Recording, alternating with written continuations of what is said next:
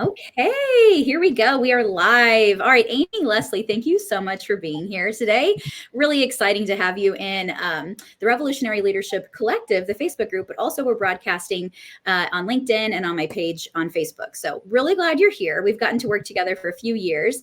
And for anybody who doesn't know Amy, she is probably the most well-networked person I know and hasn't even lived in Kansas City her whole life or anything. I thought I was well-networked. And then once I started working with you, I was like, I thought I knew everybody, but you know everybody.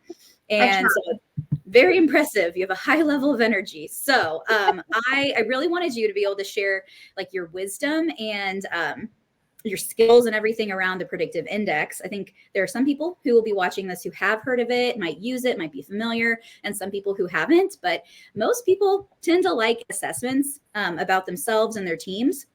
Yeah. So I want people to learn more about it. So Amy, tell us a little bit more about like what brought you to Kansas City, how you started Perspective Consulting, and what the predictive index is. Yeah, sure. Hi, everybody. So I have been using PI for a long time, actually. I actually worked for a startup company that was run by the now president and chairman of the board of PI. And so what I do love about PI is that the people who run PI are such huge believers of it because they used it in the real world and they loved PI so much they bought the company. So I was introduced to PI at a startup company and we used it very heavily to hire people, to build teams, to interact with each other. We really created a language around it that we used every day.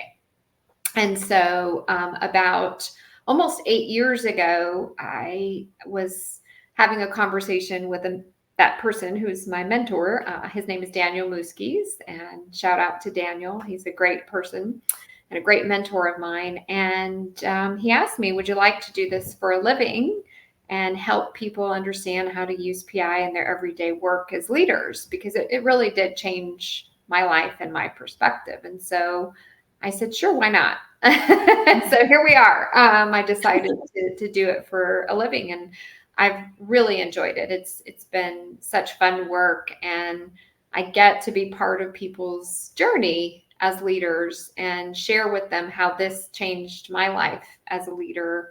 Mm-hmm. And that's exciting work that I'm very passionate about. Yeah. So how long have you been working with PI within Perspective Consulting again? 8 years. We started 8 years ago. It's hard to believe, but yeah, wow. 8 years ago. And then I've used PI for almost 20 years. So. Oh my, yeah. So anytime I have a question about any of the drives and things, I know who to talk to. So yeah, you're the pro. So it's very interesting. So for anybody who is not familiar with it, it's an assessment that is a little different than a lot of other ones out there because it's a free choice where there's like 86 adjectives on the assessment that you select from rather than this or that. So you select as many as apply to you, right? Yeah. And I think it's interesting because, you know, as I look at people's behavioral reports and my own, my like number of adjectives I chose out of those 86 is super high. It's like 64. And then there's some people who have, you know, 14 words selected. And so it's just interesting how people are resonating with different words. So can you talk a little bit about PI's commitment to validity and how they have people actually validating those words every few years? Yes. So, you know, I always tell people not all assessments are created equal and for the same purpose. Mm-hmm. And so I'm a lover of assessments, and there are many great assessments out there, but they all don't go through the rigor that the predictive index does. And so I am a big believer in using assessments in the hiring process, not against people. I don't believe assessments are not an always never science, and they don't tell us what people can or cannot do. They tell us people's thrive zones. And so in my own experience and in the experience of leading people, I'm a huge believer that when we're hiring people, we need to try our best as leaders. It's a responsibility of putting people in their thrive zone and understanding what is needed and critical in a role and trying to find people who shine there. And Mhm. so not all assessments can be used as a selection criteria. They have to go through extreme rigor to be able to be used in the hiring process. Mhm. The predictive index goes through that rigor. They have tons of certifications. They have IO psychologists that study adverse impact, making sure that this tool is designed and used in a way that is compliant with the EEOC and any other laws. You know, the EU has very strict Mhm. laws for use of assessments. So this one is validated for use in hiring. And of course, it has tremendous use after the hire, as well. So, Yeah. Oh, absolutely. So, as you know, like my favorite side of it when I was working more closely with you is the team side. So, like yeah. hiring so great, so important. It's an amazing tool for that. And I know I love how you would use my example, like as a maverick, as a bad fit for like an accountant or something in finance, because it would not be a good idea. So the behavioral drives that it measures really measure, as you've said, like things that correlate to success in a role. And Yeah. then so my side of like that, what I really love about it with clients is like the team development, getting to know people, and like making sure people are working in roles that are aligned with their strengths and with their behavioral drives. Can you talk a little bit about, and I'll pull this up so people can see Mhm. it. Yeah. Remove, add to stage. There we go. So these are the drives of predictive index. And so it's measuring these 4 different areas. Do you want to walk through what these are and how Yeah. it measures the high levels and low levels? Yeah. So we have a language of PI of high and low, and it's not good to be high or bad to be low. It's just a reference point to Mhm. compare traits. So behavioral assessments measure how much do we have a drive to do something. And it basically defines our needs. And at the end of the day, we as humans tend to behave in a way that satisfies our own needs. And so PI measures 4 primary needs that show Mhm. up in the workplace: the need for influence and control, which is Mhm. dominance, the need for social interaction and acceptance, which is our extroversion drive, the need for consistency and what is stable and familiar, which is our patience drive, and the need for rules, structure, and getting it right, which Yep. is our formality. And so everybody has some amount of these drives, but it's all relative to the human population. So PI uses a norming curve across millions of people to determine, do you have a relatively high amount of dominance, meaning you want to have influence and control, and therefore if you do, you're going to take control. You're going to be assertive, more independent. You're going to like when you can be in charge. Or Mhm. do you have a lower amount of dominance where you don't have to be in charge? Now, that doesn't mean you can't be in charge. It Mhm. just influences your leadership style. People with low Yes. dominance are more collaborative, more democratic in their leadership style, more team players. Mhm. So, we look at this and we try to determine, well, what drives people? What puts them in their zone? And therefore, how will they lead and how will they work on teams and what kinds of tasks are going to give them energy and let them thrive? Mhm. Yeah. So important to understand that. And I like to add to this, like, dominance piece, the high A drive, is that if you have a low A and you're a man, it does not mean you're not masculine, right? And it Yeah. doesn't mean that you can't be a good leader, man or woman, right? But I think sometimes people initially see it. We've talked about how I've had guys I dated take the PI, and one guy had a low A and just was so bothered by it because his dominance was low and he thought it was telling him that his masculinity was low. And that's not at all what it is. That's a very good point. And in the predictive index, these traits are not gender specific. Right. There is actually no difference in the statistical population of dominance between men and women. Now, we have a false bias that there should be, which, that's a whole different webinar. But I think that's very important to note. I also think it's important to note that we do maybe have a negative bias towards women who assert their dominance. Oh, yes. And so we have to be very careful to understand that dominance is not a male or a female trait. Mhm. It's also not a leadership trait, it's a leadership style. Right. It's a leadership preference. All leaders must behave both collaboratively and assertively. Yeah. So you just need to know where home base is so that you can understand what you want to do. But as a leader, you can't always behave like you want to behave. You have to behave how the situation calls for. Well said. I love that. And one thing I also learned from you is like Daniel Goleman's 6 leadership styles. Yeah. And that's such a great way to like blend it in with PI, because maybe you have more of a commanding style of leadership. You probably have a high A drive where you are comfortable telling people directly, what to do or how to do something. Yeah. And maybe that's what your team needs, and it might not be what your team needs. Exactly. Yeah. The Mhm. great leaders are truly situational. They understand what they want to do and when that works for them and when it doesn't. Yeah. Oh, yes, absolutely. So, and then we have like extroversion. You and I both have high A and high B. And then we have pretty similar patterns, but our C drive, the patience, yours is very, very low. So when Yeah. it's to the left of that little triangle in the middle, as you've said, it's a low level of the drive it's measuring. So can you talk about what a low, like almost off the charts low patience score looks like? Yeah, so low patience just means that you're not driven towards what is consistent and stable. And so I will say that is both my superpower and my kryptonite in life.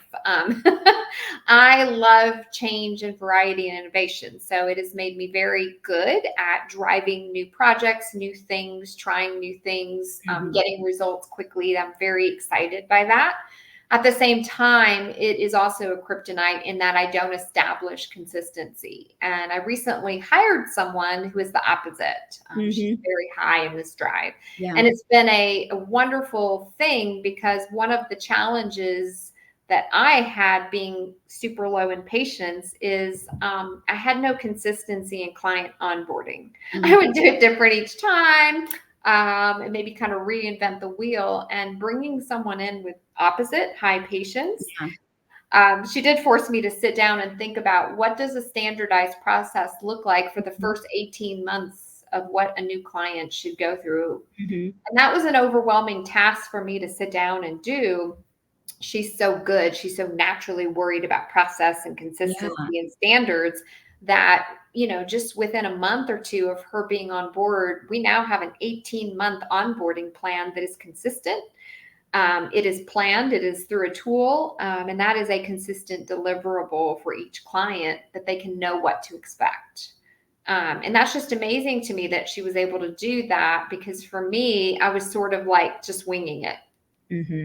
Oh yeah. And like, I mean, it worked very well for you for a while, but yeah, like just imagine how much more successful perspective consulting will be. Now yeah.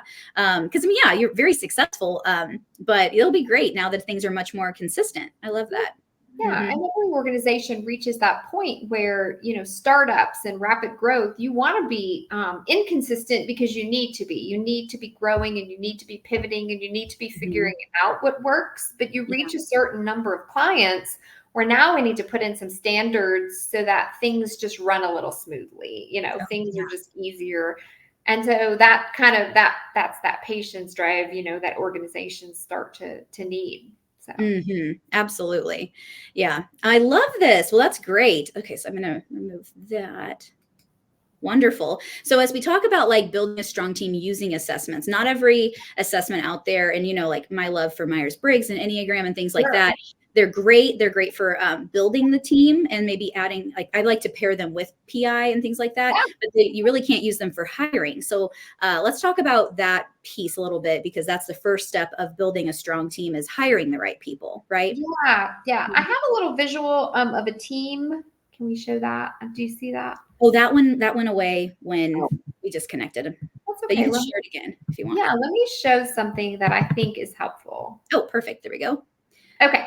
So this is actually really helpful, because this is kind of our team, and you kind of work with us from time to time to help clients. And so it was really funny to see this as I went to hire a new team member. We are moving, as I mentioned, into a phase of our business where we need more process. And so you can see the purple lines. Those are visual representative of our strategic initiatives as a company in the next year. And so I was going to add a person full time. And as I went to look at our strategic initiatives, it was glaringly obvious that we were missing a capacity in process and precision. Now, I knew that, and that was fine. As I said, in a rapid startup, in a growth environment, that works. We were moving and shaking, and it made us successful. But as we start to mature, we need to balance out. We need to move, towards that process and precision, and we need someone. So as I was hiring, I would plot candidates, Mhm. and I did hire Hunter, who is the orange dot, and she's a perfect, fit. I knew I wanted someone in process and precision. I am the green dot. I'm Okay. way on the other side Mhm. diagonally. So I also knew I couldn't have someone so focused down there that I annoyed them. Because even though I'm going to have process and precision, I'm going to pivot. I'm going to be changing things as we need to. That's just part of Mhm. who I am as a leader. And so I found Hunter. She was perfect because she has that, but it's not so extreme that she would be frustrated by the rest of us. Mhm. We're kind of off in the other quadrant. So I really was very cognizant of knowing what gaps I needed to fill on my team, and also knowing what kind of a human was going to really enjoy working with us and for us and kind of fit in. So Mhm. I used this, and I was also very transparent. I had lovely, wonderful people who were experienced in different quadrants. And I was very transparent in the hiring process about, what kinds of tasks Yeah. thought might actually really annoy them if they were to come into this position. And most were like, wow, you're right. That is so not me. And so we just have really good conversations about it when we're hiring people. I love that you brought that up. Like, it's important to, I guess I don't mean not to scare people, but to be very, very honest about like what the full picture is going to look like. For example, like what you just said, you said like this could really frustrate you. And I remember when I was leaving my last job and interviewing at a few places, I won't say the name of the company because they are very well loved here and they're great, but I was interviewing for like a big company and it would have been a big change for me. And I remember in the hiring process, I was in my maybe third interview with them and it was going really well, but they said, and it was not pivoting. What's the word I'm looking for? Polarizing. It was very polarizing to me because they said, well, moving from a nonprofit where you're, constantly helping people, that's the whole goal of it. How would you feel moving to working for the big bad insurance company? And they started explaining some things about what the culture is like, what it means, perspective or perceptions of that Yeah. company. And I was like, oh, yeah, you're right. It might not be the best fit for me. And so and then we parted ways very amicably, because I don't think that would have been the right fit for me. Not that I'm against them, but it's not a place that I maybe would want to work. And I'm glad that they did that. It was a gift to both of them. And they literally said, well, this is a role where you'd be moving from I was in fundraising before and I was working with people all over the metro and I didn't have to be in my desk all the time. And they said, this is a role where you'd be pretty much chained to your desk. And as you know, as a Maverick, that made my soul crush. Chained to my desk. And so I was like, yeah, I'm out, but good luck. You guys are great.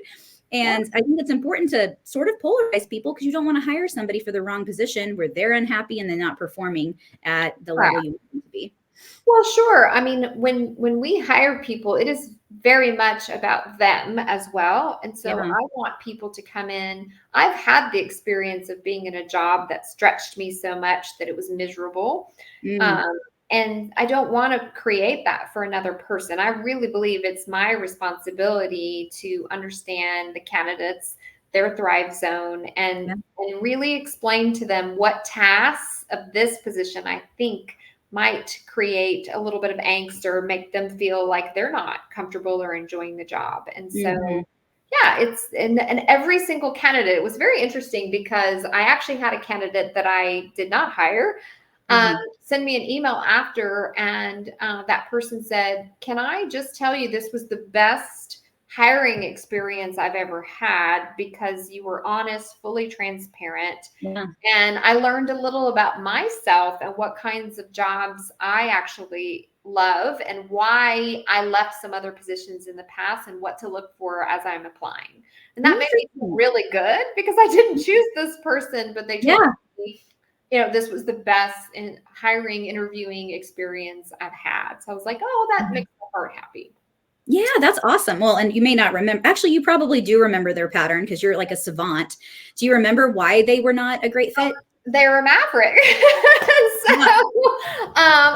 Listen, I don't need another me. Right. Part of the reason that I have not accomplished some of the tasks that I wanted in this position is because of who I am. I'm a persuader, which is very similar.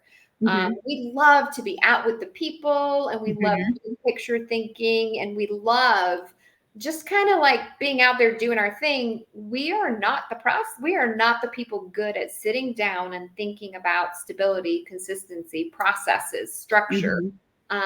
That's not what we want to be doing, and it's also not our thrive zone. And Right. so I was very transparent.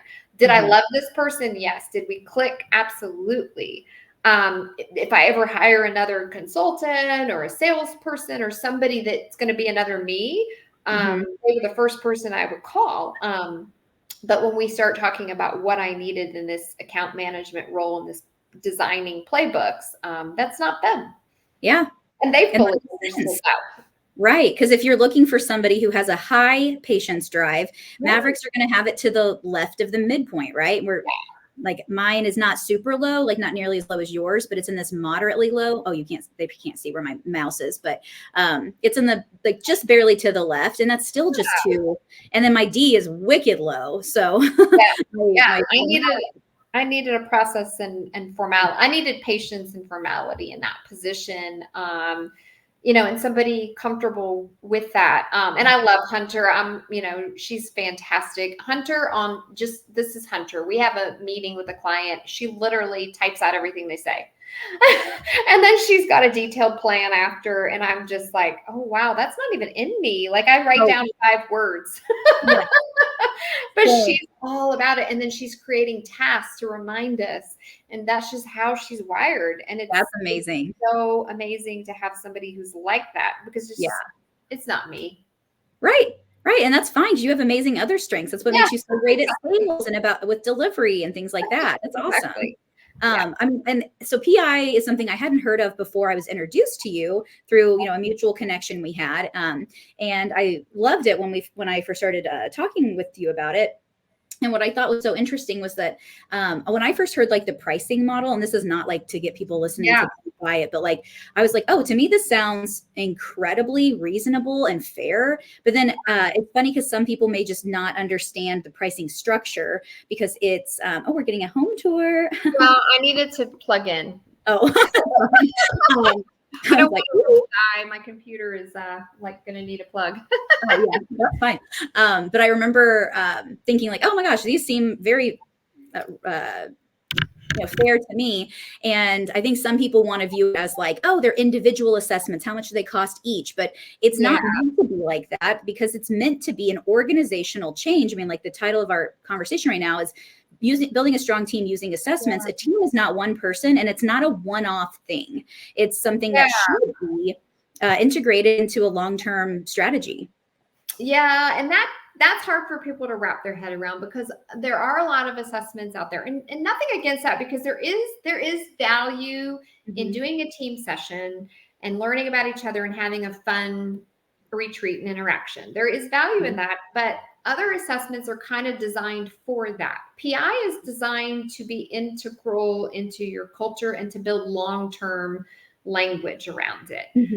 Now, that takes a commitment that some clients don't want. So I always tell people, like, listen, if you're going to work with us, this is not going to be like, I won't even come in and do a one-time workshop and leave. Like, that's just not how we work. If you want that, there are other people who can do that. And I do think there's value in that. I don't want to like say there's not value in that. There is, and that's a great step. And sometimes that's all people can afford or want to do. But with PI, it's meant to be a long-term, we're going to use this forever. And it's going to be part of our language, and it's going to be part of our culture, and it's going to be part of how we talk to each other. And every time we hire someone, we're going to consider them, the role, the team. But that takes a lot of education.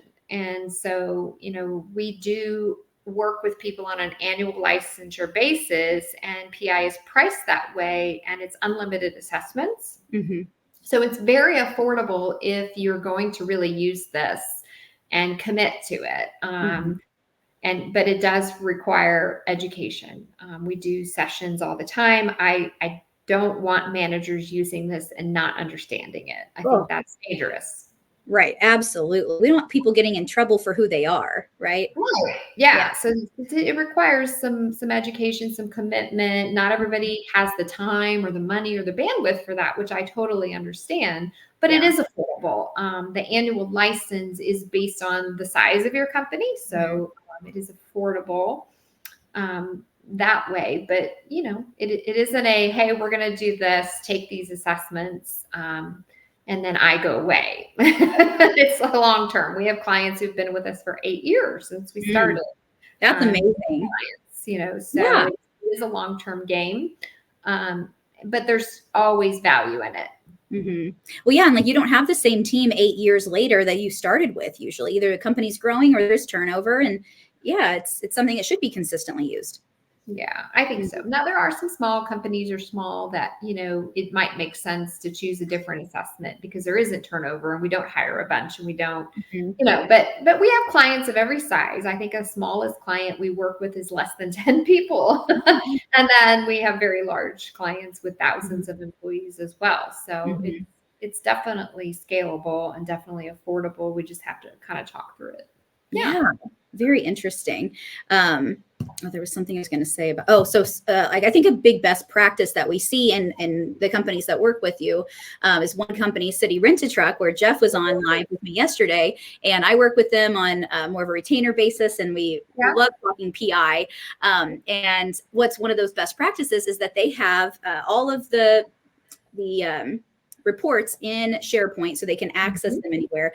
And they've framed their placards, which is basically just like each person's profile, and it's on their desk, which I love. It's just, I like squealed when they showed me because I was like, you guys are doing it right. This is so cool. And if people are thinking, well, what's the benefit to that? Well, if you walk in Schaefer's office, director of sales, you'll see that he has his there. And if everybody has been trained on what the letters mean and the drives, they can see like, okay, Schaefer's a maverick. And so he's got a high dominance, high extroversion, lower patience. His formality is really low. So he's going to be an informal communicator. He's going to want to take risks. He's going to be kind of silly. He and I have the same, personality type. And so it's fun to see that, because if somebody walked in there and they wanted to meet with him, they may have a very different personality. Oh, yeah. Yeah. You can understand him. I love when clients do that. I think that's a really good best practice, is to display your placards and really kind of show people. And it gives you instructions almost of how to work with that person. Like, let me drive, let me talk it out. So a lot of our clients will use that and have it displayed, which is a good best practice. Yes, absolutely. Well, thank you, Amy. This has been such a great conversation. Will you share with people how they can connect with you? And you can even always like put something in the comments later, but how can they get a hold of you? Where should they follow you on social media? Yeah, so I am on Facebook, Instagram, just Amy Leslie, Perspective Consulting. I will share a link to the predictive index if anybody wants to take PI. I can share just a little link, so if people want to take a look and figure out, what is my PI? And I'll be happy to explain it afterwards if that is of interest. So I'll put a link that people can enjoy a free PI. Oh, wonderful. Thank you. That's probably the best way. Take it. It takes less than 10 minutes, which is really cool. What I love about PI is it's short and sweet. So in less than 10 minutes is what's the average. And then you'll get a copy of your results, and I'm happy to explain it. I always think when we learn about these things, we should be looking at our own results because we know ourselves, and it brings it home. So that's probably the best way to take a look and learn a little bit more. Wonderful. And I know you're active on LinkedIn. That's probably the most. I am. Yeah, I am. LinkedIn is probably the best way. I guess I'm old. I'm trying to use the other. I'm trying to use the other social media platforms. But yes, I am on LinkedIn, and of course, Facebook. But I think probably you'll find me most on LinkedIn. But take a test drive of PI. Learn a little bit about yourself. We will not email you 42 times. Don't worry. It doesn't put you on a list that we bug you. You just get a copy of your results and an opportunity to schedule something if you want.